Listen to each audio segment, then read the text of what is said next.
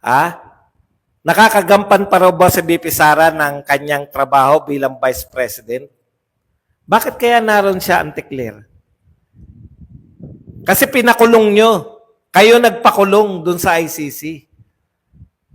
Anong gagawin ni VP Sara sa dahig kung wala naman dun si Tatay Digong? Walang nag-aasikaso ng legal team niya mula sa pamilya. Sino mag-aasikaso?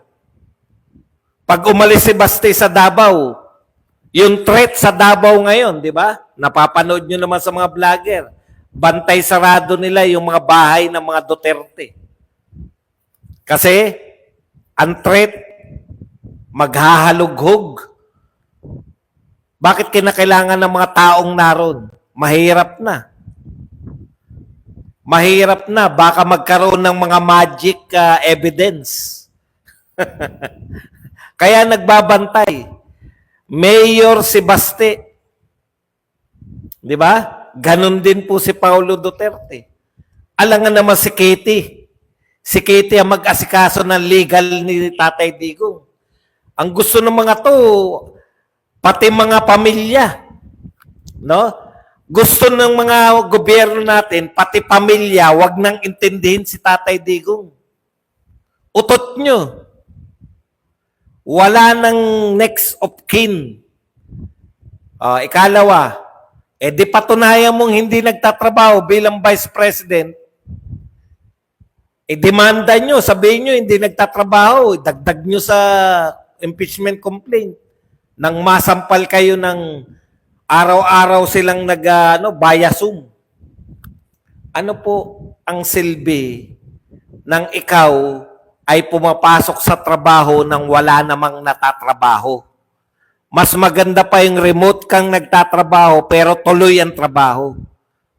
Ano ang hindi nagagampanan ni VP Sara bilang Vice President, Auntie Claire?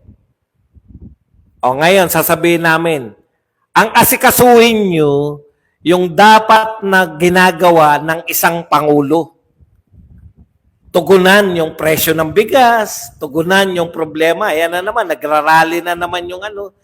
Alam nyo dati, pag may mga rallying ganyan, may rally po yung mga jeepney.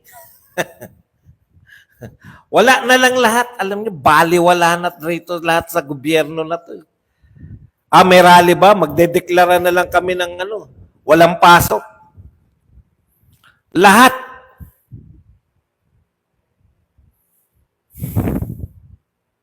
Hayaan na lang. Matatapos din yan.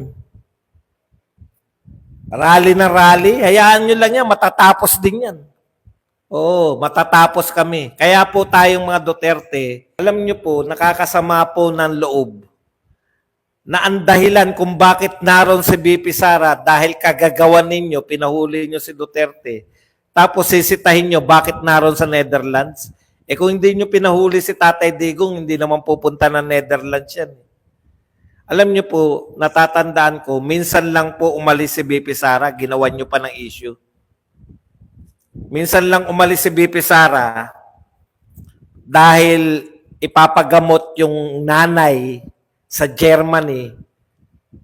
Tapos nagkataon, no, na bumagyo. Ginawan nyo pa ng issue. Kahit may bagyo, naglalamyerda sa Germany. Kasi manunood daw ng concert ni, anong pangalan nun? May magko-concert daw sa Germany, kaya pupunta dun. Itinulad nyo pa sa Pangulo nyo na mahilig manood ng concert. Panay intriga, walang katapusang intriga sa mga Duterte, Taylor Swift.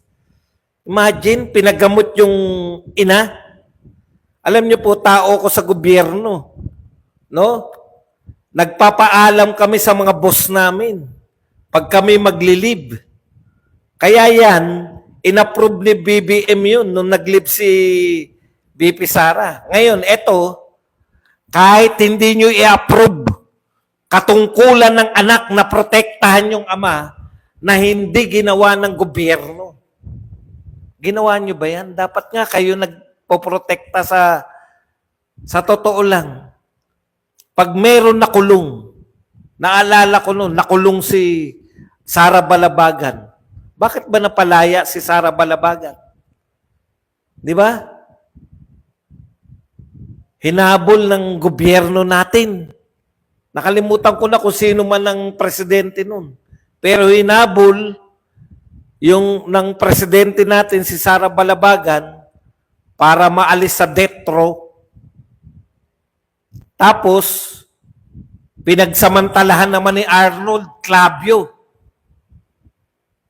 Oo.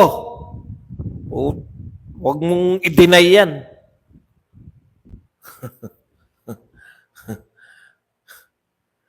Gigong na, di na makakabalik ng buhay. Yan lang. Wala ka namang katutulan.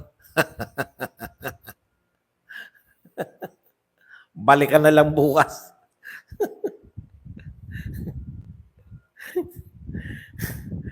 Ganyan din ang sinabi nila kay Rizal eh. Hindi na makakabalik si Rizal dahil babarilin na namin. Ano po ngayon si Rizal? Pambansang bayani. Si Digong, si Tatay Digong, no? Si Tatay Digong, magiging bayani yan sa ginagawa nyo sa kanya. Pero yung presidente nyo, tsaka yung tatay ng presidente mo, sa iba masusulat yan. Hindi sa pagiging bayani. Naintindihan nyo? Okay. Alam nyo, sa totoo, ito, Claire, Auntie Claire, kaya naroon si BP Sara na pinupuna mo na baka hindi na makapagtrabaho bilang Vice President dahil sa kagagawan ninyo. Hindi nyo kayang protektahan ang inyong dating presidente. In fact, kayo ang dahilan kung bakit naroon si Tatay Digong. Tapos sisitahin nyo si Vice President Sara Duterte na para kayong... Okay, Evelyn Suela, thank you very much sa 25 Hong Kong dollars. Yan. I-add na natin siya. At iintragahin nyo na hindi na nakakagampan. Bakit hindi mo intrigahin yung Pangulo mo? Kung nakakagampan pa ba sa pamumulitika na, puta, ang sipag ngayon mangampanya eh. Alam nyo kung bakit masipag si BBM na mangampanya?